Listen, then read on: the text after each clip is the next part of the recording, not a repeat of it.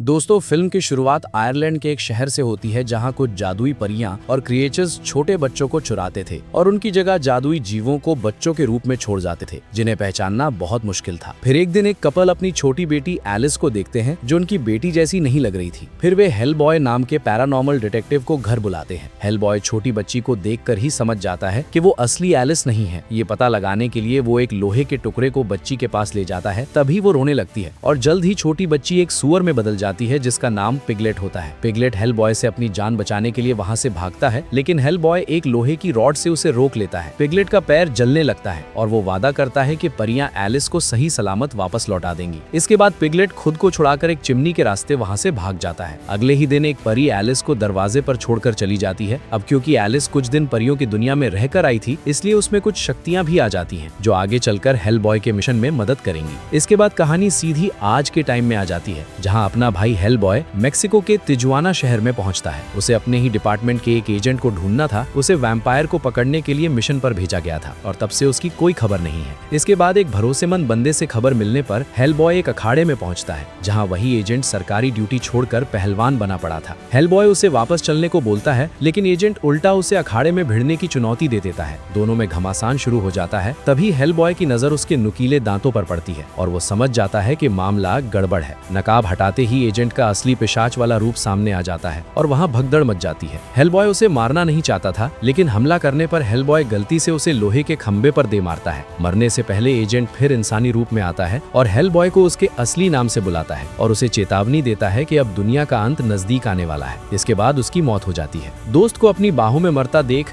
Hellboy टूट जाता है और शराब में गम डुबोने लगता है। तभी प्रोफेसर, जिन्होंने हेलबॉय को बचपन से पाला है, उसे वापस बुलाने के लिए 2 एजेंट भेजता है। वापस आने पर प्रोफेसर बताता है कि इंग्लैंड का पुराना संगठन ओसिरिस क्लब हमारी मदद मांग रहा है। ये लोग भी अंधेरी ताकतों और खतरनाक जीवों से इंसानों को बचाते हैं और अब 3 विशाल दैत्यों को ठिकाने लगाने वाले हैं। प्रोफेसर का इस क्लब से पुराना नाता है और उस क्लब के साथ मिलकर उन्होंने बहुत से मिशन पूरे किए हैं, इसलिए हेलबॉय को उनके साथ भेजा जाता है। हेलबॉय इंग्लैंड पहुंचकर ओसिरिस क्लब के अड्डे में जाता है, जहां लॉर्ड एडम और उसके साथी उसका स्वागत करते हैं। अंदर उसे एक कमरे में विशाल दैत्यों के कटे हुए सिर दिखाई देते हैं, जिन्हें क्लब वाले शिकार करके ट्रॉफी की तरह रखते थे। तभी पता चलता है कि 3 बड़े दैत्य अपनी कब्रों से निकलकर तबाही मचा रहे हैं और उन्हें शहर पहुंचने से पहले रोकना जरूरी है। दूसरी तरफ हम उसी सूअर जैसे दिखने वाले प्राणी को देखते हैं जो मूवी की शुरुआत में दिखाया गया था, जिसका नाम है पिगलेट। पिगलेट हेलबॉय से बदला लेना चाहता था, इसलिए वो एक बूढ़ी चुड़ैल के पास पहुंचता है। हेलबॉय पहले ही चुड़ैल की एक आंख खराब कर चुका था, इसलिए दोनों के मन में हेलबॉय के खिलाफ पुरानी खुन्नस भरी पड़ी थी। चुड़ैल पिगलेट को हुक्म देती है कि ब्लड क्वीन के बिखरे शरीर के सारे टुकड़े ढूंढकर उसे दोबारा जिंदा करें, ताकि ब्लड क्वीन की मदद से वे दोनों अपना बदला ले सकें। अब आप सोच रहे होंगे कि ये ब्लड क्वीन कौन है। दरअसल यही जादूगरनी इस कहानी की सबसे खतरनाक विलन है। आज से हजारों साल पहले इंसानों और अंधेरी दुनिया के जीवों के बीच भयंकर जंग छिड़ी हुई थी और ब्लड क्वीन खुद इस जंग का नेतृत्व कर रही थी। इंसानों के प्रति उसकी इस नफरत को देखते हुए एक दिन इंसानों के राजा आर्थर को बड़ा कदम उठाना पड़ा। वो अपने ताकतवर जादूगर मर्लिन के साथ पेंडल हिल पहुंचता है, जहां एक पुराने पेड़ के नीचे उसकी मुलाकात ब्लड क्वीन और उसकी बहनों से होती है। आर्थर ऊपर से शांति और समझौते की बात करता है, लेकिन अंदर ही अंदर उसे भरोसा था कि इंसान और अंधेरी दुनिया के जीव कभी साथ नहीं रह सकते। इसलिए वो धोखे से ब्लड क्वीन पर हमला करवा देता है। उसकी चुड़ैल बहन की मदद से आर्थर एक्सकैलिबर लेकर उस पर टूट पड़ता है और उसका सिर धड़ से अलग कर देता है। उसके शरीर से जो खून निकलता है उसे वहां मौजूद एक पेड़ सोख लेता है। वहीं ब्लड क्वीन के शरीर के टुकड़े करके उन्हें अलग अलग संदूकों में बंद कर दिया जाता है, जिन पर पवित्र मंत्रों की मोहर लगा दी जाती है। इन मोहरों को सिर्फ ईश्वर के सच्चे पुजारी ही तोड़ सकते थे। आखिर में राजा आर्थर के सैनिक उन संदूकों को दुनिया के अलग अलग सुनसान इलाकों में छिपा देते हैं, ताकि ब्लड क्वीन दोबारा कभी लौट न सके। अब कहानी वर्तमान में आती है, जहाँ पिगलेट ब्लड क्वीन के बॉडी पार्ट्स को ढूंढ रहा है। इसके बाद वो एक ऐसे चर्च में घुसता है जहां कई साधु चुप रहने की शपथ लेकर प्रार्थना कर रहे होते हैं। वो बेरहमी से सब पर हमला करता है और उन्हें बुरी मौत मारता है, लेकिन एक साधु को जिंदा छोड़कर उसे चर्च के नीचे बनी गुप्त जगह तक ले जाता है। वहां ब्लड क्वीन के शरीर का एक हिस्सा बंद संदूक में रखा था, जिस पर पवित्र मोहर लगी थी। मोहर तोड़ने के लिए खास मंत्र जरूरी था, लेकिन साधु मना कर देता है, तो वो दरिंदा उसकी जीभ खींच कर निगल जाता है। फिर उसकी आवाज की नकल करके मंत्र बोलता है और मोहर टूटते ही ब्लड क्वीन का कटा हुआ सिर जाग उठता है। उधर अगले दिन हेलबॉय ओसिरिस क्लब के शिकारियों के साथ दैत्यों के पीछे निकलता है। वे सभी नदी पर बने एक ब्रिज पर पहुंचते हैं, लेकिन उनका असली शिकार खुद हेलबॉय था। क्लब वाले अचानक उस पर हमला कर देते हैं और उसके शरीर में भाले घोंप देते हैं। हेलबॉय कुछ शिकारियों को मारकर भागने लगता है, लेकिन एक के बाद एक भाले उसके शरीर में धंसते जाते हैं और लॉर्ड एडम खास इलेक्ट्रिक शॉक चलाकर उसे तड़पाने लगता है। वो बताता है कि उन्हें हेलबॉय की मदद चाहिए ही नहीं थी, उसे सिर्फ फंसाकर मारना था, क्योंकि एक भविष्यवाणी के अनुसार हेलबॉय भी वो दानव है जो इस दुनिया को अपनी तलवार से खत्म करेगा। इतना कहकर लॉर्ड एडम तलवार निकालकर उसका सिर काटने बढ़ता है। तभी एक विशाल दैत्य आकर लॉर्ड एडम का ही सिर उड़ा देता है। कुछ देर बाद जब हेलबॉय को होश आता है तो वो देखता है कि 2 जायंट्स उन्हीं शिकारियों की लाशें खा रहे हैं जिन्होंने उसे मारने की कोशिश की थी। तभी तीसरा दैत्य पीछे से विशाल तलवार लेकर उस पर हमला करता है और अब तीनों मिलकर हेलबॉय को बुरी तरह पटकने लगते हैं। घायल होने के बावजूद हेलबॉय पलटवार करता है। वो एक पेड़ को उखाड़कर दैत्य की आंख फोड़ देता है। इसके बाद एक के गले में पेड़ का तना ठूस देता है। एक और दैत्य उस पर हमला करता है तो वो उसकी आंख ही निकाल लेता है। हालांकि तीनों जायंट्स हेलबॉय को भी बुरी तरह मारते हैं, लेकिन फिर आखिरी दैत्य की विशाल तलवार छीनकर उसके हाथ पैर काटता है और आखिर में उसका सिर भी उड़ा देता है। अब घायल हेलबॉय खुद भी बुरी तरह कमजोर हो चुका था। तभी हेलबॉय धुंधली नजरों से एक वैन को अपनी तरफ आते देखता है और बेहोश हो जाता है। दूसरी तरफ पिगलेट लगातार ब्लड क्वीन के शरीर के हिस्से जमा कर रहा था और अब सिर्फ उसका बायां हाथ बचा था। उसके मिलते ही ब्लड क्वीन की सारी शक्तियां वापस आ जाती। वहीं हेलबॉय की आंख एक अपार्टमेंट में खुलती है जहां उसकी मुलाकात एलिस से होती है, उसी लड़की से जिसे उसने फिल्म की शुरुआत में बचाया था। घटना के बाद दोनों कभी नहीं मिले थे, इसलिए एलिस उससे थोड़ी नाराज थी। अब एलिस मरे हुए लोगों की आवाजें सुन सकती थी और वे लगातार उसे हेलबॉय को मारने के लिए कह रहे थे, लेकिन एलिस उनकी बात नहीं मानती। तभी प्रोफेसर के लोग वहां पहुंचकर हेलबॉय को जिंदा देखकर राहत की सांस लेते हैं। बाहर निकलते समय हेलबॉय प्रोफेसर को बताता है कि जिन लोगों की मदद के लिए उसे भेजा गया था उन्हीं ने उसे मारने की कोशिश की, लेकिन प्रोफेसर को भी इसकी कोई जानकारी नहीं थी। फिर प्रोफेसर उसे बताता है कि ब्लड क्वीन जाग चुकी है और उसका आखिरी हिस्सा अब भी ओसाइरिस क्लब के मुख्य ठिकाने में मौजूद है। अगर वो हिस्सा ब्लड क्वीन को मिल गया तो उसकी पूरी ताकत वापस आ जाएगी। इसके बाद प्रोफेसर हेलबॉय की मुलाकात मेजर डेमियो से करवाता है, जो इस मिशन में उसके साथ रहेगा। पहली मुलाकात में ही दोनों की बहस शुरू हो जाती है, क्योंकि अगले मिशन की कमांड डेमियो के हाथ में थी। प्रोफेसर दोनों को रोककर साफ कर देता है कि अब हेलबॉय, डेमियो और एलिस को साथ मिलकर काम करना होगा। उनका निशाना ब्लड क्वीन है, क्योंकि अगर उसे नहीं रोका गया तो वो ऐसी जहरीली महामारी फैलाएगी जो इंसानों का सफाया कर सकती है। निकलने से पहले प्रोफेसर हेलबॉय को एक ब्रीफ केस देता है। रास्ते में केस खोलने पर हेलबॉय को अंदर एक शानदार कस्टम पिस्टल मिलती है, जिसे देखकर वो खुश हो जाता है। कुछ देर बाद तीनों ओसाइरिस क्लब के मुख्य ठिकाने पहुंचते हैं, लेकिन अंदर जाते ही एलिस को मरे हुए लोगों की चीखें सुनाई देने लगती हैं और उसका सिर दर्द से फटने लगता है। आगे उन्हें पता चलता है कि क्लब के लगभग सभी सदस्य मारे जा चुके हैं। तभी उन्हें लेडी साइकिक की लाश मिलती है। एलिस उसके सिर को छूती है तो उसकी आत्मा उसके जरिए बोलने लगती है। वो हेलबॉय को चेतावनी देती है कि ब्लड क्वीन जाग चुकी है, वो एक राजा की तलाश में है और उसके मिलते ही हेलबॉय की असली किस्मत सामने आ जाएगी। आत्मा के गायब होते ही दूर से गुर्राने की आवाज आती है। हेलबॉय उस आवाज का पीछा करता है और पिगलेट को ब्लड क्वीन का आखिरी हिस्सा लेकर भागते देख लेता है। वो पिगलेट से भिड़ जाता है। तभी क्वीन का कटा हुआ हाथ बॉक्स से बाहर गिर जाता है। हेलबॉय की ताकत देखकर पिगलेट अपनी रानी को पुकारता है और तेज रोशनी के बीच ब्लड क्वीन की छवि सामने आ जाती है। वो हेलबॉय के दिमाग से खेलते हुए उसे याद दिलाती है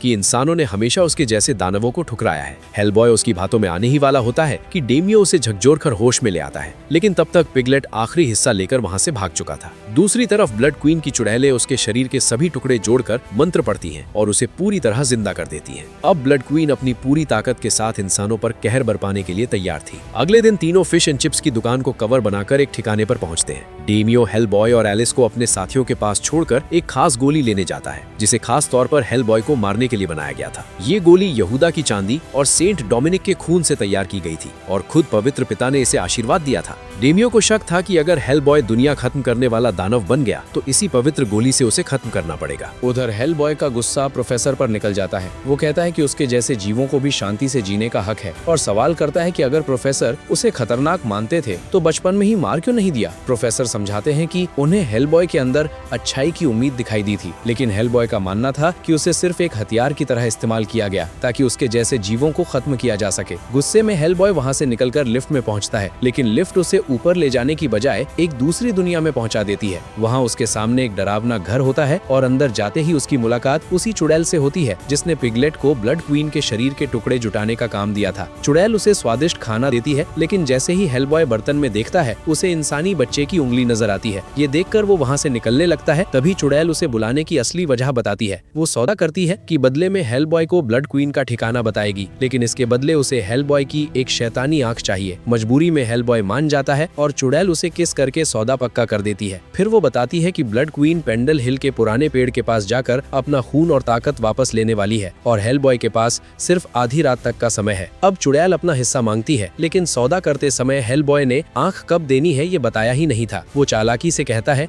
कि आंख जरूर देगा, मगर अपनी मौत के बाद। ये सुनते ही चुड़ैल भड़क जाती है और दोनों में जबरदस्त भिड़ंत शुरू हो जाती है। हेलबॉय उसका काम तमाम करने ही वाला होता है कि चुड़ैल अपना पूरा घर हिलाने लगती है। तभी पता चलता है कि उसका अजीब घर किसी विशाल पक्षी के पैरों पर टिका हुआ था। घर के हिलते ही हेलबॉय का संतुलन बिगड़ जाता है और वो दरवाजे से लटक जाता है। अपना सौदा पूरा न करने पर चुड़ैल उसे श्राप देती है कि एक दिन उसकी इन्हीं आंखों के सामने वो इंसान मर जाएगा जिससे वह सबसे ज्यादा प्यार करता है। इसके बाद हेलबॉय उस अजीब घर से नीचे गिरता है और अगले ही पल वापस प्रोफेसर और एलिस के पास पहुंच जाता है। वो उन्हें बताता है कि ब्लड क्वीन पेंडल हिल पहुंच चुकी है और अब वहीं अपना अगला कदम उठाएगी। टीम तुरंत वहां के लिए निकल पड़ती है। रास्ते में एलिस रैम्बो के चेहरे पर बने निशानों के बारे में पूछती है। आखिर रैम्बो बताता है कि कई साल पहले बेलीज में उसकी टीम एक खतरनाक राक्षसी जगुआर का शिकार करने गई थी, लेकिन वो जीव इतना तेज था कि कुछ ही मिनटों में पूरी टीम को मार डाला। रैम्बो भी बुरी तरह घायल हुआ और उसके चेहरे पर गहरे पंजों के निशान पड़ गए, मगर किसी तरह उसकी जान बच गई। उसी घटना के बाद से उसके अंदर दानवों के लिए नफरत और बढ़ गई।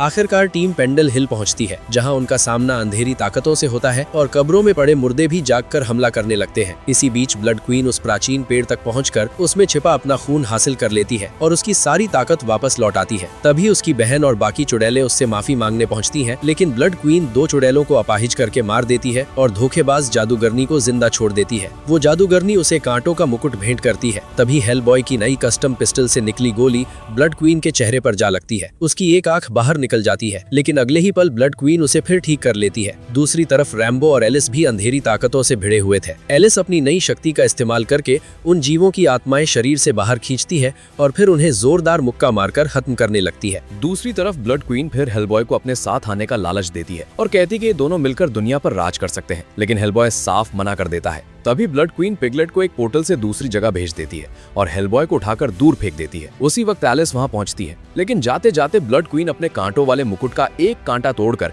एलिस की गर्दन में घोंप देती है, जिससे जहर उसके पूरे शरीर में फैलने लगता है। तभी धोखेबाज चुड़ैल बताती है कि एलिस को सिर्फ एक पुराने जादूगर से बचाया जा सकता है। टीम उसकी कब्र तक पहुंचती है और सदियों बाद उसे जगा देती है। कांटा देखते ही जादूगर मर्लिन समझ जाता है कि ये ब्लड क्वीन का जहर है। यही जादूगर कभी राजा आर्थर के साथ मिलकर ब्लड क्वीन को खत्म कर चुका था। वो हेलबॉय के सामने शर्त रखता है कि अगर एलिस को बचाना है तो उसे ब्लड क्वीन को खत्म करने के लिए कुछ भी करना होगा। हेलबॉय तैयार हो जाता है और जादूगर कांटा निकालकर एलिस की जान बचा लेता है। इसके बाद एलिस और रैम्बो को बेहोश करके वो हेलबॉय से अकेले में बात करता है। अपना हाथ काटकर खून गिराते हुए वो बताता है कि राजा आर्थर का वंश पूरी तरह खत्म नहीं हुआ था और हेलबॉय के अंदर भी उसी वंश का खून है। आर्थर की वंशावली एक लड़की तक पहुंची थी जिसने 1574 में बकरी का रूप धारण करके एक राक्षस से शादी की थी। उसी रात उसे नर्क ले जाया गया, जहाँ उसने एक बेटे को जन्म दिया और वही बच्चा आगे चलकर हेलबॉय बना। यानी हेलबॉय आधा इंसान आधा राक्षस और राजा आर्थर के खून का आखिरी वारिस था। जादूगर उसके खून की मदद से एक्सकैलिबर को बुलाता है, क्योंकि सिर्फ आर्थर का वंशज ही उस तलवार को उठा सकता था। लेकिन तलवार हाथ में आते ही हेलबॉय को भविष्य की भयानक झलक दिखाई देती है, जहां उसके सींग पूरी तरह निकल चुके हैं और वो एक ड्रैगन पर बैठकर इंसानों का सफाया कर रहा है। ये देखकर हेलबॉय तुरंत तलवार छोड़ देता है। जादूगर उसे ऐसा ना करने के लिए कहता है, लेकिन एक्सकैलिबर बुलाने में अपनी पूरी ताकत खर्च कर चुका था। अगले ही पल उसका शरीर कमजोर पड़ता है और वो वहीं बिखरकर खत्म हो जाता है। इधर ब्लड क्वीन की पूरी ताकत लौट चुकी थी और वो लंदन पर जानलेवा श्राप छोड़ देती है, जो तेजी से पूरे शहर में फैलने लगता है। लोग जहां के तहां गिरकर मरने लगते हैं और हजारों जानें खतरे में पड़ जाती हैं। उसका मकसद पूरी इंसानी जाति का सफाया करना था। इसी बीच वो पैरानॉर्मल ब्यूरो के हेडक्वार्टर पर भी हमला कर देती है। हेलबॉय, रैम्बो और एलिस वहां पहुंचते हैं, लेकिन पूरा ठिकाना लाशों से भरा मिलता है और प्रोफेसर गायब होते हैं। उन्हें पता चलता है कि ब्लड क्वीन और उसके जीव शहर में तबाही मचा रहे हैं, इसलिए टीम सेंट पॉल कैथेड्रल पहुंचती है। वहां वही पिगलेट अब कई गुना बड़ा और ताकतवर होकर उनका इंतजार कर रहा था। हेलबॉय उससे भिड़ जाता है और दोनों के बीच लंबी जबरदस्त लड़ाई शुरू हो जाती है, लेकिन धीरे धीरे पिगलेट उस पर भारी पड़ने लगता है। तब रैम्बो अपनी अंदर छिपी राक्षसी जैगुआर शक्ति बाहर निकालकर जानवर के रूप में बदल जाता है और हेलबॉय के साथ मिलकर पिगलेट पर हमला करता है, मगर विशाल पिगलेट एक ही जोरदार वार में रैम्बो को बेहोश कर देता है। इसके बाद वो भारी मलबे से हेलबॉय को कुचलने वाला होता है, तभी ब्लड क्वीन वहां पहुंचकर उसे रोक देती है। पिगलेट गुस्से में क्वीन से बहस करने लगता है और याद दिलाता है कि उसने उसके शरीर के टुकड़े जुटाकर उसे इसलिए जिंदा किया था ताकि एक दिन हेलबॉय से अपना बदला ले सके, लेकिन ब्लड क्वीन साफ कह देती है कि अब उसे पिगलेट की कोई जरूरत नहीं है। इतना कहकर वो अपनी जादुई शक्ति से उसका शरीर सिकोड़ देती है और आखिरकार पिगलेट खून के लोथड़े में फट जाता है। इसके बाद ब्लड क्वीन हेलबॉय को कैथेड्रल के नीचे ले जाती है, जहां राजा आर्थर की पुरानी कब्र और पत्थर में फंसी एक्सकैलिबर मौजूद थी। वो हेलबॉय को तलवार उठाकर अपने साथ दुनिया पर राज करने का लालच देती है, लेकिन हेलबॉय साफ मना कर देता है। तब ब्लड क्वीन प्रोफेसर को सामने लाकर उंगली के इशारे से उनकी गर्दन काट देती है। हेलबॉय उन्हें गिरने से पहले पकड़ लेता है, लेकिन प्रोफेसर उसकी बाहों में दम तोड़ देते हैं। पिता की मौत से हेलबॉय का गुस्सा फूट पड़ता है और वो एक्सकैलिबर उठा लेता है। तलवार हाथ में आते ही उसके सींग पूरी तरह बाहर निकल आते हैं और सिर के ऊपर आग का भयानक मुकुट बन जाता है। अब हेलबॉय अपने असली डीमन किंग रूप में आ चुका था। उसकी ताकत से नरक का विशाल दरवाजा खुल जाता है और धरती जगह जगह फटने लगती है। उन दरारों से विशाल राक्षस बाहर निकलकर लंदन को नरक बना देते हैं। कोई राक्षस आग बरसाकर लोगों को मार रहा था तो कोई उन्हें पकड़कर चीर रहा था। इमारतें गिर रही थी और चारों तरफ चीख पुकार मची थी। ऐसा लग रहा था कि हेलबॉय के हाथों इंसानों के विनाश वाली भविष्यवाणी सच होने वाली है। ब्लड क्वीन उसके इस रूप से बेहद खुश होती है और उसे अपना राजा जबकि खुद को उसकी रानी बनाने का प्रस्ताव देती है, लेकिन एलिस चुपके से प्रोफेसर के शव के पास पहुंचकर अपनी शक्ति से उनकी आत्मा बुला लेती है, क्योंकि उसे भरोसा था कि सिर्फ प्रोफेसर ही हेलबॉय को रोक सकते हैं। उधर ब्लड क्वीन लगातार हेलबॉय को अपने साथ आने के लिए उकसा रही। तभी रैम्बो अपनी खास बंदूक में वही खतरनाक गोली भर लेता है जो खास तौर पर हेलबॉय को मारने के लिए बनाई गई थी। अगर प्रोफेसर की आत्मा उसे वापस नहीं ला पाती तो रैम्बो को मजबूर होकर गोली चलानी थी। तभी प्रोफेसर की आत्मा हेलबॉय से बात करती है और उसे याद दिलाती है कि उन्होंने हमेशा उस पर भरोसा किया, उसे कभी सिर्फ हथियार नहीं समझा बल्कि अपने बेटे की तरह प्यार किया। ये बातें हेलबॉय के दिल तक पहुंच जाती हैं और उसे समझ आ जाता है कि उसका असली परिवार कौन था और ब्लड क्वीन उसे किस अंधेरे रास्ते पर ले जा रही थी। अगले ही पल हेलबॉय एक्सकैलिबर से ब्लड क्वीन का सिर धड़ से अलग कर देता है और तलवार जमीन में गाड़ देता है। तलवार की शक्ति से नरक के दरवाजे बंद होने लगते हैं और सारे राक्षस वापस उसी अंधेरी दुनिया में खिंच जाते हैं। इसके बाद हेलबॉय अपने सींग तोड़कर अपने डीमन रूप को ठुकरा देता है और ब्लड क्वीन का कटा सिर नरक के खुले दरवाजे में फेंक देता है। दरवाजे बंद होते ही ब्लड क्वीन हमेशा के लिए नरक में कैद हो जाती है। गायब होने से पहले प्रोफेसर की आत्मा आखिरी बार कहती है कि हेलबॉय का पिता बनना उनकी जिंदगी का सबसे अच्छा फैसला था। ये सुनकर हेलबॉय अपने पिता को याद करके भावुक हो जाता है। उधर रैम्बो उस खास गोली को नष्ट कर देता है। एलिस वजह पूछती है तो वो बस कहता है कि उसे वो गोली इस्तेमाल करना सही नहीं लगा, लेकिन उसमें ऐसा क्या था ये नहीं बताता। इसके 6 महीने बाद हेलबॉय, रैम्बो और एलिस साइबेरिया पहुंचते हैं, जहां उनका अगला मिशन अटलांटिस सोसाइटी के खिलाफ होता है। दुश्मनों से भिड़ते ही हेलबॉय और रैम्बो अपनी जैगुआर शक्ति का इस्तेमाल करते हैं और तीनों मिलकर संगठन के सदस्यों का सफाया कर देते हैं। तभी उन्हें एक टैंक दिखाई देता है जिसके अंदर एक रहस्यमयी जलीय प्राणी मौजूद था, एब सेपियन। इसी रहस्यमयी मोड़ के साथ फिल्म खत्म हो जाती है। तो भाइयों, ब्लड क्वीन का खेल खत्म हो चुका है, लेकिन हेलबॉय की कहानी अभी बाकी है। आखिर में सामने आया एब सेपियन साफ इशारा करता है कि अगला मिशन और भी खतरनाक होने वाला है। अब आगे क्या होगा ये जानने के लिए जुड़े रहिए। वीडियो पसंद आया हो तो लाइक और चैनल को सब्सक्राइब जरूर कर देना। फिर मिलते हैं अगली कहानी में।